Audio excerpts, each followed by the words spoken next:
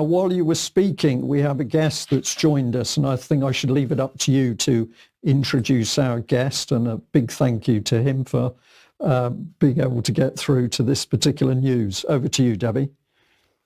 Oh, thank you so much. And thank you so much to our special guest, which is Professor Fenton today. And just before I introduce Professor Fenton, I'd just like to tell everybody that we alerted Professor Fenton to the video that June Rain talked about, the Nicola Wheatley lecture.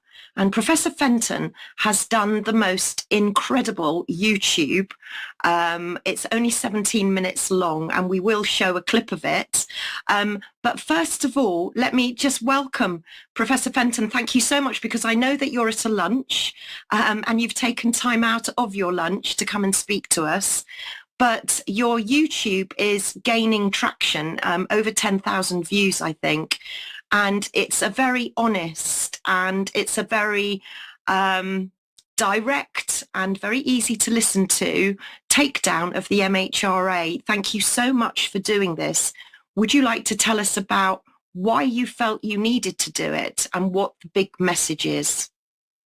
Well, first of all, thanks very much to you and Cheryl for alerting us to this video. I mean, I had seen stuff of June Rain before, but until I really looked in detail at everything that she was saying, I didn't realise just how unfit for purpose the MHRA was. I mean, I do have some personal experience because I personally had to submit a yellow card for a very close relative who suffered sort of life-changing injury as a result of the AstraZeneca vaccine, and I found the whole process ridiculously problematic. I never received any acknowledgement, let alone any follow-up. So I know how fundamentally flawed the yellow card system is. And yet in her video, she was promoting the yellow card system as being, this absolutely the key component of identifying, early potential safety signals with new medicines. And yet clearly with the COVID vaccines,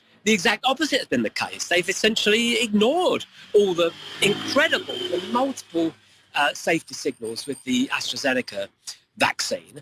And the more I look at the whole, we've had some other issues with MHRA as well, with the way they have failed, for example, to respond properly to complaints about how the BBC was effectively advertising the COVID vaccines in their documentary Unvaccinated. There was a major problem with the way the MHRA responded to that.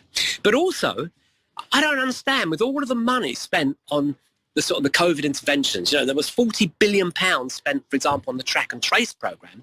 Why didn't they spend what it would have only cost, less than, we could have done it for a few quid, set up a database where you could actually search proper search of the MHRA yellow card system. You can't even do that. I can't find out how many reports there have been, for example, for the batch numbers that I reported. This is a completely dysfunctional organisation. It's just not fit for purpose. And I should say very quickly to people that don't know Professor Fenton, he is a very eminent mathematician, computer scientist, and retired at Queen Mary University, London.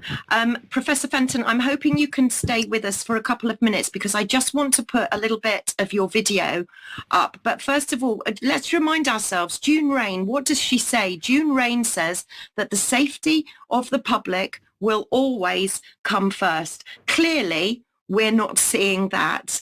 And then I would like to just draw people's attention to Steve Kirsch's newsletter and Substack, where he's come out very definitively in and asking everybody to watch Professor Fenton's YouTube.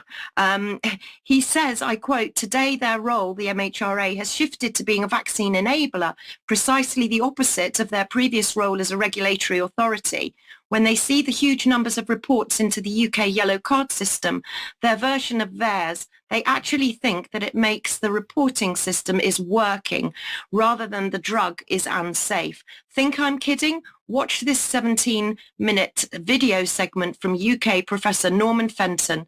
I've just posted it 2 hours ago, so you can be one of the first to see this. So let's just do that, because Professor Fenton, if you want to go and have a look on YouTube, please go and look at Professor Fenton's YouTube. You can see a slide of it on the screen there, I hope, analysing a speech by June Rain. It's on Professor Fenton's YouTube, and his conclusion is absolutely, well, I mean, it says it all, doesn't it? The links in the description below provide further evidence that the MHRA is not fit for purpose. Let's just take a very quick look at a little part of Professor Fenton's video.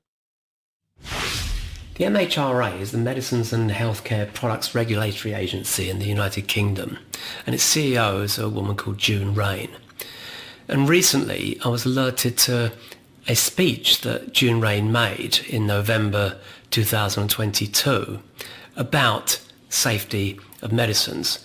And it's quite a remarkable speech, because although she did talk about the work they were doing on the COVID vaccines, she said remarkably little about their safety. And there were some highly unusual parts of the speech which I want to highlight here.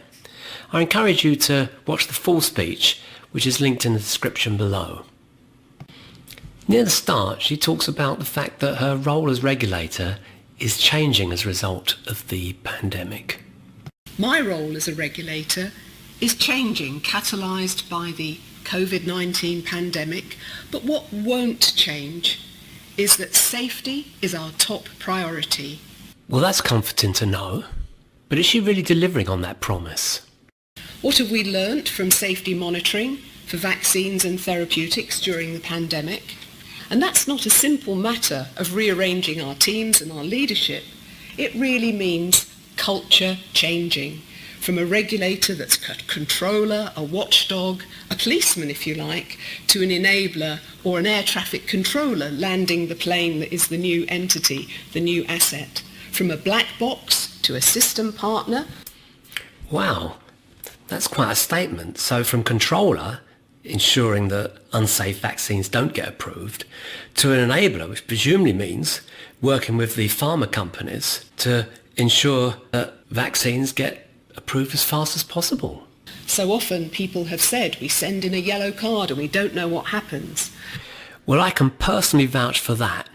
I never got an acknowledgement, let alone a follow-up, of the very serious adverse reaction I reported on behalf of a loved one after the AstraZeneca vaccine. In fact, I believe it's no longer even on the system. So there we have this amazing YouTube by Professor Fenton. Professor Fenton, I realise you've interrupted your lunch, so can I just bring you in very quickly to make maybe some final comments before you return to your friends and colleagues? Yeah, maybe it's probably worth mentioning that there's also been this Perseus report, which I wasn't actually connected with, but there's which is also basically summarising the failings of the MHRA. And I understand today that's been delivered, a hard copy of that has been delivered to every single MP. So those who haven't seen that report, I think you can go to the Perseus website. It's linked in the description, also in the video, because that also covers a lot more ground actually than was even in my video. So thanks very much. Professor Fenton, thank you very much indeed. We look forward to speaking to you some more. Thank you. Brilliant.